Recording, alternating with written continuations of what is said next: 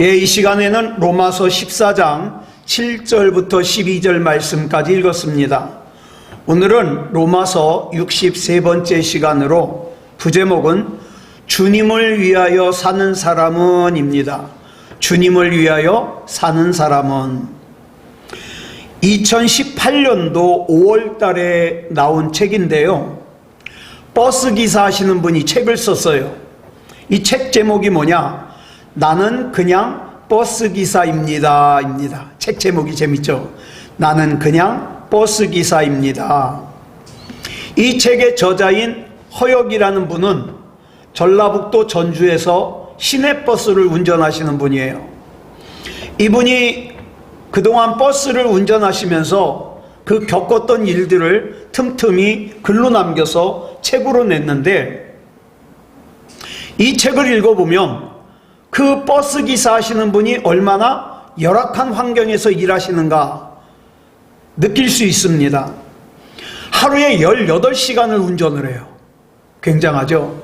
그 버스를 몰다 보면 얼마나 힘들어요.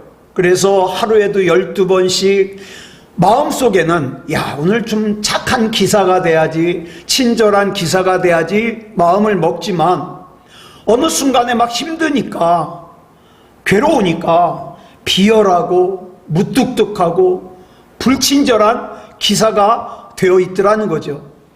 그런데 이 책을 보면 이분을 진짜 힘들게 하는 것은 18시간을 운전하는 운전이 아니랍니다. 그럼 뭐가 힘드냐? 사람을 상대하는 게 힘들다는 거예요. 그래서 여러분 보통 버스를 타다 보면 운전기사 하시는 분이 선글라스를 쓰고 있잖아요. 또 마스크까지 쓰고 하시는 분이 있어요. 왜 그러는가? 이분이 거기에다가 그 이유를 써놨어요. 선글라스는 표정 관리가 안 돼서 쓴답니다. 표정 관리가 안 돼서. 그래서 얼굴을 감추기 위해서 선글라스를 쓰는 거고, 마스크는요 욕이 나오는 걸 막아준대요. 마스크가. 그래서 마스크를 쓴다는 거예요.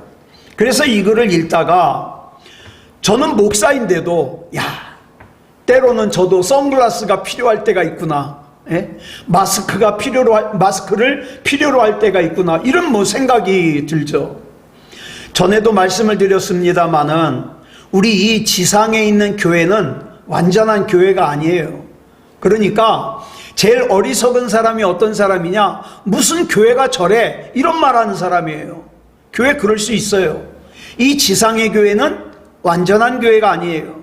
그렇기 때문에 저도 완전한 존재가 아니고 여러분도 완전한 존재가 아니에요. 여러분이 만약에 이창원 목사에게 완전하기를 기대한다, 반드시 실망합니다. 그러므로 우리가 이 지상에 있는 교회에서 시험에 들지 않고 신앙생활을 하려면 두 가지를 분명하게 기억해야 돼요. 첫째 뭐냐?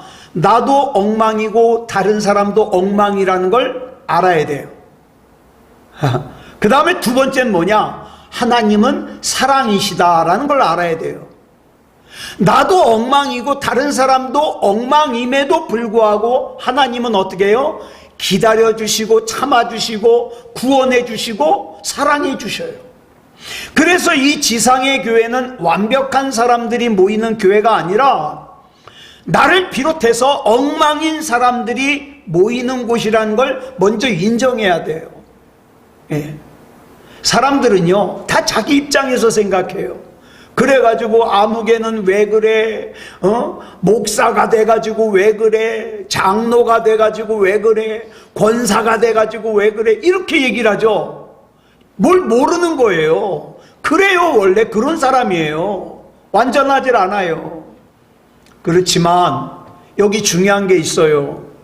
내가 선글라스를 쓰지 않고 있는 엉망인 내 모습 그대로 교회 안으로 들어올 때, 내가 엉망이라는 걸 알면서도 나를 원하고 나를 받아주고 나를 밀어내지 않고 수용해주는 교회가 돼야 된다.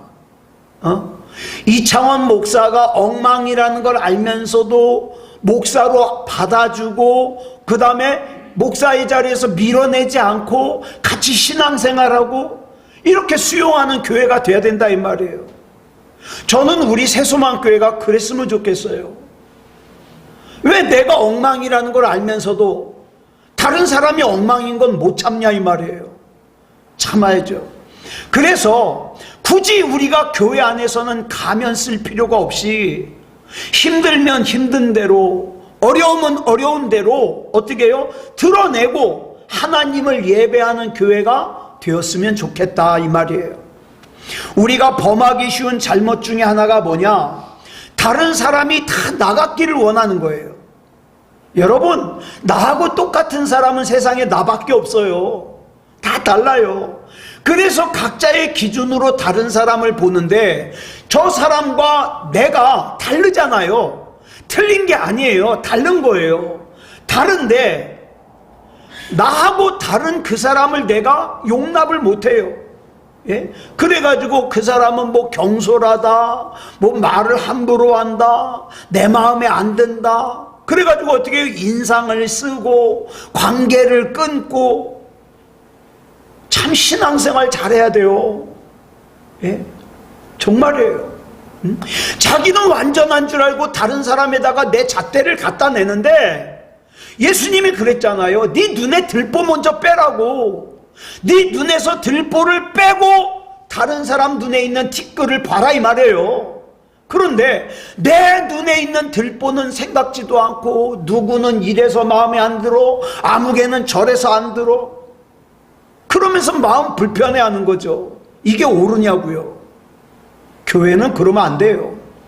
저는 어렸을 때 주일날 오락을 하면 안 된다고 배웠어요. 돌아가신 이기원 목사님은요, 교회에서 기타도 못 치겠어요. 예배 시간에. 지금은 거의 모든 예배 시간에, 찬양 시간에 기타 치잖아요. 드럼이요? 드럼도 못 치겠어요. 예. 자, 그랬는데 이제 세상이 점점 바뀌면서 예배 시간에, 찬양 시간에 기타도 치고 드럼도 치고 그렇게 바뀌었잖아요. 자, 그런데 주일날, 저 어렸을 때는요, 주일날 TV 보면 안 된다 그랬어요. 그냥 전 주일날 TV 안 봤어요. 안 본 게 아니라 못 봤어요. 왜? 저희 집엔 TV가 없었거든요. 자, 그러면서 자, 보세요. 여기부터 중요한 거예요. 그냥 나만 주일날 TV를 안 보면 그만인데 그 다음에 뭐합니까? 주일날 TV 보는 사람을 정죄를 해요. 아니, 어떻게 주일날 TV를 볼 수 있어? 여러분, 이게 온전한 신앙이겠어요? 한번 보세요. 내가 예배를 드려요. 내가 예배를 드리는 것까지는 좋은데 그날 예배에 안 나온 사람이 있어. 그래가지고 내가 예배를 드리면서 마음속에 무슨 생각이 들어요? 왜 아무개는 주일인데도 예배를 드리지 않지? 이것 때문에 내 마음에 불편해요? 그 다음에 예배에 참석 안 한 사람을 정죄를 해요? 그러면 차라리 그 사람 예배 안 드리는 게 나아요. 무슨 말인지 아시겠죠? 나는 기도를 해요. 나는 기도하는 것까지 좋아요. 그런데 왜 아무개는 목사가 돼가지고, 아무개는 중직이 돼가지고 기도를 안 할까? 이런 생각이 들잖아요. 그러면 차라리 기도 안 하는 게 낫다 이 말이에요. 나는 큐티를 해요. 거기까지 좋아요. 근데 왜 아무개는 큐티를 안 하느냐고 마음이 불편하고 정죄해요? 그러면 차라리 큐티하지 말아라 이 말이에요. 왜? 이 헛된 정죄는, 내 잣대를 가지고 다른 사람을 바라보는 이 헛된 정죄는 나한테 유익이 없어요. 예? 헛된 정죄에 우리 신앙을 낭비하면 안 돼요. 여러분, 지금의 러시아가 예전에 뭐였어요?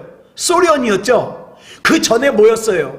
러시아였어요. 또 그죠? 러시아가 소비에트 연방, 소련이 됐다가 또 러시아가 됐는데, 여러분, 소련 전에 그 러시아가요, 그러니까 구러시아죠. 구러시아. 이 구러시아의 종교가 뭐냐? 정교회라는 종교예요. 정교회. 예? 기독교 비스름한 일부죠. 정교회인데 이 구러시아가 빈부격차가 너무 심했어요. 부자는 굉장히 부자인데 가난한 사람은 정말 가난해요. 그래가지고 나라가 점점 망해가는데, 이 당시에 종교 지도자라는 사람들이, 사제들이 모여가지고 뭔 얘기를 하느냐, 야, 바늘 하나를 딱 갖다 놓고 천사가 이 바늘 위에 설 수 있을까 없을까 이거 가지고 토론해요. 예수님께서 재림하실 때 천사가 나팔을 불면서 재림하신다 그랬는데, 그때 천사가 부는 나팔이 길이가 얼마나 될까, 이런 거. 거룩한 성수에 파리가 빠져 죽었어요. 그러면 파리가 거룩한 성수에 빠져 죽었으니까 파리가 거룩해진 걸까, 아니면 파리가 빠져 죽었으니까 성수가 오염된 걸까, 이런 것 가지고 토론해요. 웃기죠? 진짜 이런 거 가지고 토론해요. 그러다가 결국에 나라가 망해버렸어요. 공산화가 됐잖아요. 공산국가가 됐잖아요. 그때 제일 먼저 잡아다 죽인 사람들이 누군지 아세요? 그 사제들이에요. 사제들. 다시 말해서 신앙의 본질이 아닌 어떤 신앙에다가 헛된 것 가지고 낭비를 하니까 죽음을 당했어요. 여러분, 절대 저와 여러분의 신앙을 누구를 미워하는데, 누구를 갖다가 비판하는데 낭비하지 마세요. 내 신앙은 오로지 뭐에다 써야 돼요? 하나님과 더 가까워지는데, 믿음다운 믿음이 되는데 써야 돼요. 헛된 것에다가 내 신앙을 낭비하잖아요? 그러면 후회해요. 그래서 오늘 본문은 이렇게 본질이 아닌 신앙을 낭비하는 이런 삶을 살지 않도록 우리에게 권면하고 있어요. 자, 본문 7절 말씀 보겠습니다. 시작. 우리 중에 누구든지 자기를 위하여 사는 자가 없고 자기를 위하여 죽는 자도 없도다. 여러분, 본문 7절부터 9절까지 보면 위하여라는 단어가 5번 나와요. 여러분, 이 위하여가 뭡니까? 목적이 있다는 거죠. 이 세상에 있는 모든 물건은 반드시 만들어진 목적이 있어요. 그런데 중요한 것은 그 만들어진 목적이 그 물건 자체에 있는 게 아니라 바깥에 있다, 이 말이에요. 여러분, 저는 이걸 제가 만들었거든요. 이게 뭐냐면은 요 앞에 태블릿 화면 갖다가 이렇게 올리고 내릴 때 쓰는 거예요. 그러면 이거 뭘로 만들었냐? 펜에다가 알루미늄 호일을 갖다가 둘러가지고 앞에 둥그렇게 이거 여기 휴지 넣어가지고 둥그렇게 만든 거예요. 자, 그러면 보세요. 이걸 만든 목적이 이 펜 안에 있어요? 바깥에 있어요? 바깥에 있어요. 이 태블릿 원고 올리고 내리려고. 예? 여러분, 사람이 칼을 만들었어요. 칼. 그러면 이 칼을 만든 목적이 칼 안에 있어요? 바깥에 있어요? 바깥에 있죠. 야채를 썰기 위해서, 아니면 뭘 자르기 위해서, 그쵸? 아니면 어떤 칼은요, 아픈 사람 수술하기 위해서 만들죠. 여러분, 사람이 의자를 만든 목적 마찬가지예요. 의자 자체에 목적이 있는 게 아니라 그 의자에 앉는 사람에게 목적이 있는 거예요. 예? 사람도 마찬가지예요. 여러분 잘 들으세요. 저와 여러분이요, 절대로 우연히 만들어진 존재가 아니에요. 예? 어떤 목적을 위해서 만들어졌어요. 그 목적이 뭘까요? 본문 7절을 보니까 사람이 만들어진 목적은 내 자체에 있지 않다 그랬어요. 자기를 위해서 태어난 것도 아니고 자기 자신을 목적으로 삼기 위해서 태어난 것도 아니에요. 바꿔 말하면 내가 만들어진 목적은 내 바깥에 있다, 이 말이에요. 자, 우리 중에 그랬죠. 우리 중에. 이건 뭐냐면요, 하나님을 믿는 그리스도인 중에라는 뜻이에요. 그리고 누구든지, 이 말은 믿음이 좋은 사람이든지 믿음이 약한 사람이든지 믿음이 성숙한 사람이든지 믿음이 미숙한 사람들인지 상관없이 전부란 뜻이에요. 이걸 정리하면 하나님을 믿는 그리스도인이라면 믿음이 미숙하든지 믿음이 성숙하든지 내 삶의 목적을 내 자체에 두면 안 된다, 이 말이에요. 그러면 인생 헛살아요. 어떤 칼이 자기의 존재 목적을 자기에게 둬가지고 내 기분에 따라서 이 사람도 찌르고 저 사람도 찌르고 눈에 보이는 어떤 물건들을 막 난도질을 한다. 그 칼은 당장 없애버려야 될 흉기가 되는 거예요. 예. 나무도 마찬가지예요. 나무가 애써서 열매를 맺어요. 그러면 그 나무가 열매를 맺는 목적은 그 열매를 자기가 가지기 위해서요? 다른 누군가에게 주기 위해서예요. 다른 누군가에게 주기 위해서예요. 만약에 그 나무가 자기를 위해서, 자기만을 위해서 열매를 맺는다면, 그래서 그 나무에 달려있는 열매를 고스란히 자기가 다 움켜쥐고 있다면 어떻게 됩니까? 그 열매가 금방 썩을 거예요. 그 썩으면서 어떻게 해요? 가지도 썩어요. 나무도 썩어요. 예. 그래서 사람도 마찬가지예요. 저도 마찬가지고 여러분도 마찬가지고, 우리가 만들어진 목적이 내 안에 있는 것이 아니라 바깥에 있는데, 이걸 아는 사람은 그 목적에 합당하게 사는 것이고, 이걸 모르는 사람은 인생 낭비하면서 사는 거예요. 예를 들어서 가정주부가 매일매일 하는 일이 똑같잖아요. 그죠? 하는 일이 똑같아요.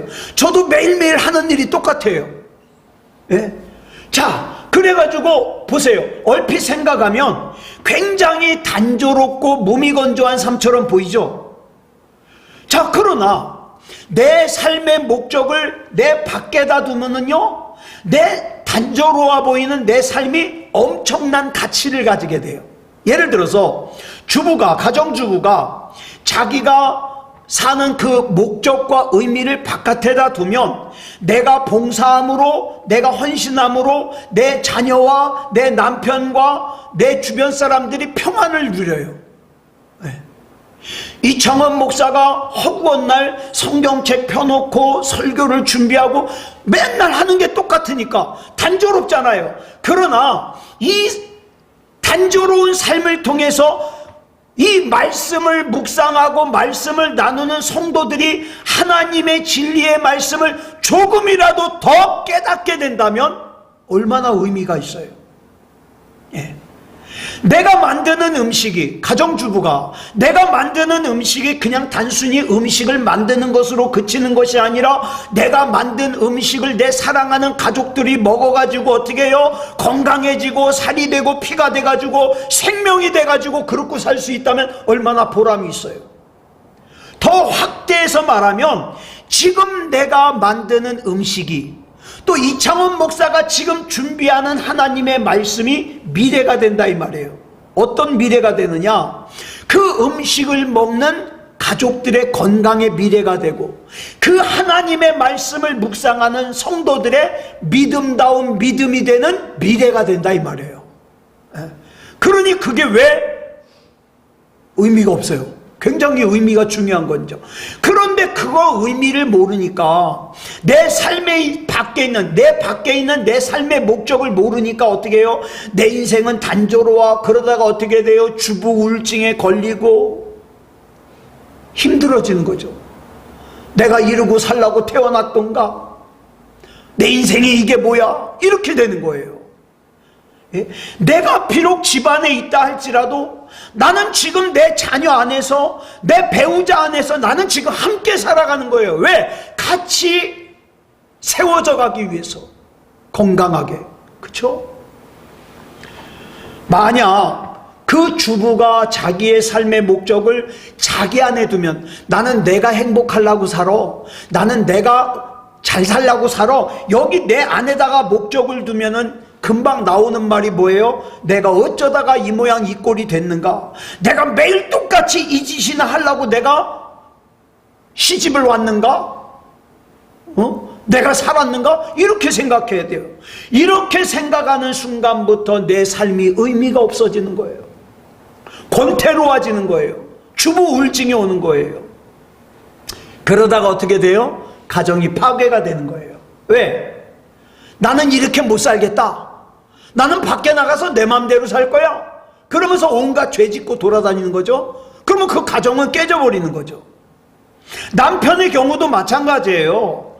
남편이 나가서 일을 해가지고 돈을 버는데 딱 앉아가지고, 아니 내가 어쩌다 이 모양 이 꼴이 돼가지고 내가 돈 버는 기계야? 이렇게 생각하면 그 인생의 목적을 자기에게만 생각하니까 어떻게 해야 돼요? 난 이렇게 못 살겠다. 그리고 탈선을 하는 거예요. 아주 오래전인데 제가 아는 어떤 집사님이요, 삶이 무료해가지고 폰팅이라는 걸 했어요. 폰팅 아세요? 폰팅? 전화로요, 아주 음란한 전화를 하는 거예요. 폰팅. 뭐 돈을 어떻게 결제를 하고 막 안 좋은 여자 소리로 막 전화를 하는 거예요. 순진한 여러분을 모르실 거예요. 자, 그런데 이 어설픈 집사님이 이걸 했으면 좀 완벽하게 속여야 되잖아요. 금방 들켰네, 부인 집사님한테. 그래가지고 얼마나 시달렸는지 얼굴이 반쪽이 됐어요. 네. 왜 그랬어요? 내 인생의 목적을 갖다가 내 자신 안에 두려 그러니까 내 인생이 너무 무료한 거예요. 그래서 어떻게 해요? 좀 내 말초 신경이 막 짜릿짜릿한 뭐 없을까? 그러다가 음란한 폰팅을 찾게 된 거죠. 탈선하는 거죠. 탈선. 네. 자, 그러면 내 삶의 목적을 내 밖에 둬야 된다고 할 때 이 밖이 도대체 뭐냐? 구체적으로. 그게 8절에 나와요. 같이 읽겠습니다. 시작. 우리가 살아도 주를 위하여 살고 죽어도 주를 위하여 죽나니 그러므로 사나 죽으나 우리가 주의 것이로다. 사나 죽으나 내가 주님만을 위해서 사는 것이 내 목적, 내 삶의 목적을 밖에 두는 거예요. 그때만 내 삶의 목적이 바른 목적이 되고 나도 살고 다른 사람도 살 수 있어요. 여러분, 이렇게 내 삶의 목적을 밖에 두는 사람이 가장 기본적으로 이루어져야 되는 게 뭐냐? 하나님과 나와의 관계인데 그것이 뭐냐? 예배입니다. 예배. 예. 그러면 사나 죽으나 삶의 목적을 주님으로 삼는 이 같은 삶이 어떻게 가능하냐? 본문 9절에 설명이 나와요. 시작. 이를 위하여 그리스도께서 죽었다가 다시 살아나셨으니 곧 죽은 자와 산 자의 주가 되려 하심이라. 우리의 죄를 대신 짊어지고 십자가에 돌아가셨다가 다시 살아나셔서 우리가 이 땅에 살아있을 때뿐만 아니라 죽은 뒤에도 우리를 영원한 생명의 길로 인도하시는 그리스도로 말미암아 가능해요. 내 이 삶의 목적을 모르니까 어떤 사람은 어떻게 해요? 그 삶의 목적을 뭐에다 둬요? 그저 이 세상에서 조금이라도 돈을 더 모으려고. 그게 또 지나친 사람은 어떻게 합니까? 자기 식구들한테도 비밀이에요. 돈 모으는 걸. 예? 그렇게 모아서 뭐 하려고?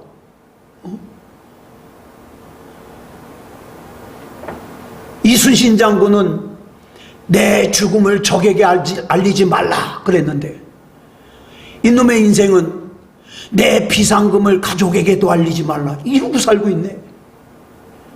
여러분, 이렇게 비밀이 많아지면 그 가정이 평안할까요? 평안할 수가 없죠. 왜? 하나가 아닌 걸. 그쵸? 하나가 아닌 걸. 그러니까 엉뚱한 데다가 내 삶의 목적을 두는 거예요. 엉뚱한 데다가. 여러분, 이 모성애라는 거 있잖아요. 모성애. 엄마로서 가지는 모성애. 이 모성애라는 것은요, 엄마가 자식에게 가지는 본능적인 사랑이에요. 본능적인 사랑. 우리가 본능이라 그러면 나쁜 쪽으로만 생각하는데 아니요.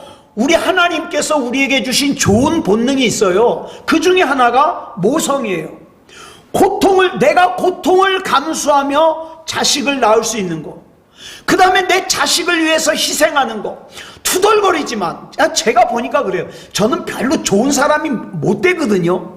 그럼에도 불구하고 자식을 키우면서 아유 저놈의 골칫덩어리 저놈의 자식 그러면서도 어떻게 해요? 저는 사실 제 것보다도 제 자식 걸 먼저 챙겨요. 내 거는 잘 못 사지만 내 자식 거나 우리 가족 거는 제가 아끼지 않고 사요. 왜요? 하나님이 그런 마음을 주셨는 걸 어떻게 해요? 하나님이 막 그런 마음을 주셨는데. 그래가지고 사람이 어떻게 해요? 만약에 하나님께서 우리 인간에게 모성애, 또 아버지가 가지고 있는 부성애를 주시지 않았다면 아마 이 세상 사람들 어떻게 해요? 자기 살기 힘들다고 자식 다 갖다 버릴걸요? 하나님께서 모성애를 주셨음에도, 부성애를 주셨음에도 갖다 버리는 애들이 얼마나 많아요? 그렇잖아요?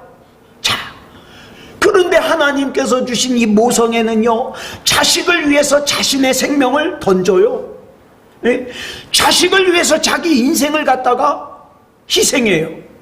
이런 어머니의 본능적인 사랑이 어떻게 합니까? 자식의 생명을 이 땅에서 유지하게 하는 원동력이 되는 거예요.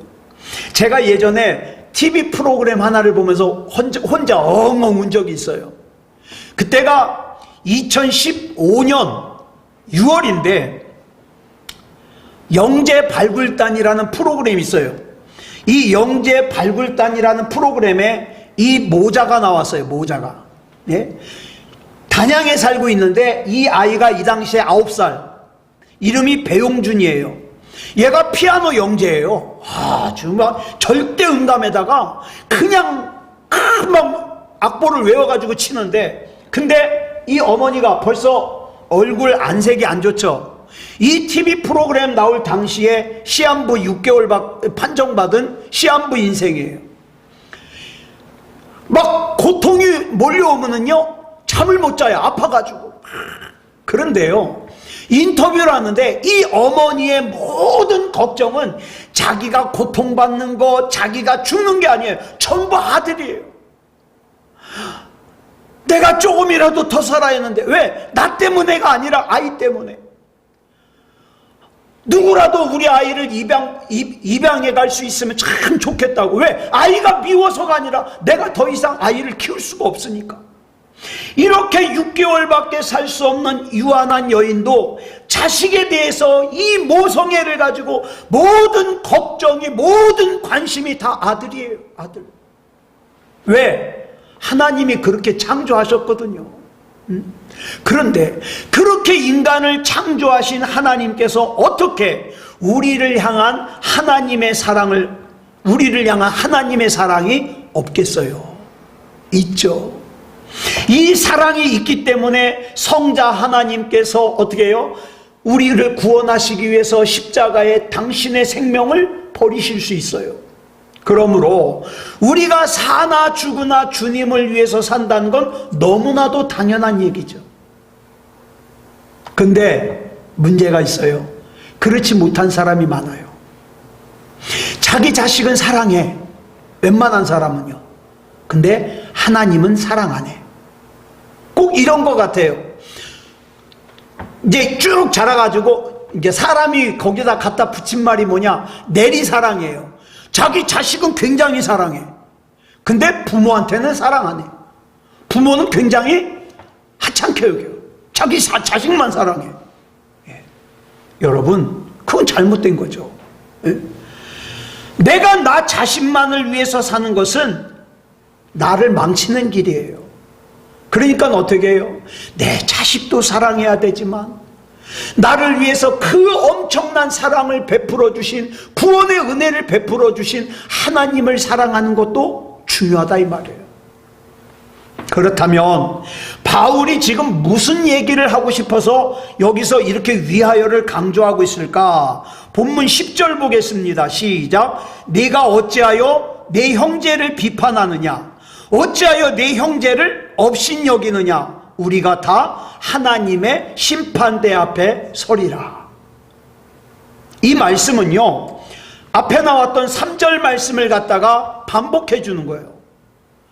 절대 우리가 같은 방향, 하나님을 바라보는 신앙생활하는 사람들 안에서 서로 뭐하지 말아라? 업신여기지 말아라. 또 뭐하지 말아라? 비판하지 말아라. 무시하지 말아라. 미워하지 말아라. 등 돌리지 말아라. 분명히 말씀하셨음에도 불구하고 나는 저 사람하고 같이 못 살아. 난 저 사람 싫어. 난 저 사람 미워 죽겠어. 기억하세요. 하나님의 심판대 앞에서 다 하나님께서 계산하십니다. 지난 시간에도 말씀을 드렸죠. 미숙한 신앙이든 성숙한 신앙이든 미숙한 사람도 성숙한 사람도 모두 삶의 방향이 하나님을 향해 있기 때문에 그들에게 잘못이 있다면 뭐예요? 그들의 목적이 되시는 하나님께서 바로잡아 주실 거예요. 그렇죠? 우리가 심판할 게 아니라 이 말이에요. 그러니까 어떻게 해요? 다시 한번 말씀드립니다. 업신여기지 마세요. 비판하지 마세요. 미워하지 마세요. 등 돌리지 마세요. 따돌리지 마세요. 그러면서 11절에서 바울이 이사야 45장 23절을 인용해 가지고 이렇게 말씀하고 있어요. 시작. 기록되었으되 주께서 이르시되 내가 살았노니 모든 무릎이 내게 꿇을 것이요 모든 혀가 하나님께 자백하리라 하였느니라. 하나님께 자백하리라. 이 자백하리라는 게 뭐냐면 찬미할 거다 이 말이에요. 찬미할 거다.